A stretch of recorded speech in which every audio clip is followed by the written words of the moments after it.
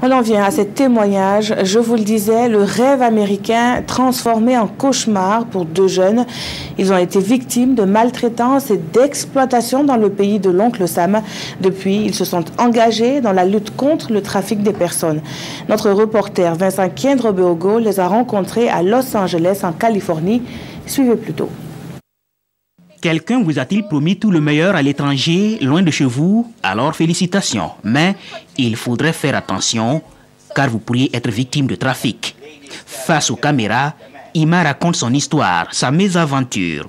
Adolescente, cette Indonésienne a été emmenée aux États-Unis par un compatriote qui lui a promis un travail comme fille de ménage. Une belle opportunité pour elle. Mais les choses se sont passées autrement. Everything seems to be normal, but then, after a while, things are changed. Au début, tout paraissait normal, mais les choses vont changer par la suite. Je n'avais plus droit à ce qui m'avait été promis, comme un jour de repos, un salaire de $150,000 par mois.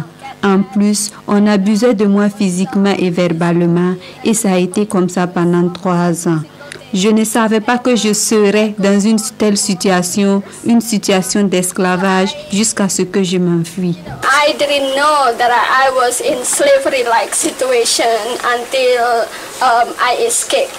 Comme elle, Avelino a lui aussi son histoire, tout aussi malheureuse. Recruté depuis son pays, les Philippines, par une agence pour aller travailler aux États-Unis, il était loin de se douter de ce qui l'attendait.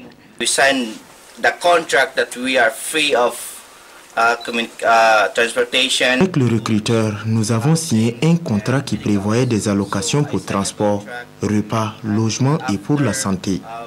Une fois arrivé ici, notre recruteur nous a passé à un autre recruteur. Et au lieu d'aller au Missouri comme prévu, celui-là nous a amenés en Floride. Nous sommes arrivés à minuit et avant même d'aller dormir, on nous a présenté un autre contrat à signer. Avelino n'aura donc pas les avantages promis au départ et le rêve américain devient un séjour en enfer. Heureusement pour eux, les deux se sont retrouvés dans une ONG, la Coalition pour l'abolition de l'esclavage et du trafic de personnes. Et depuis, ils joignent leur voix à la lutte contre ce phénomène, le trafic des humains.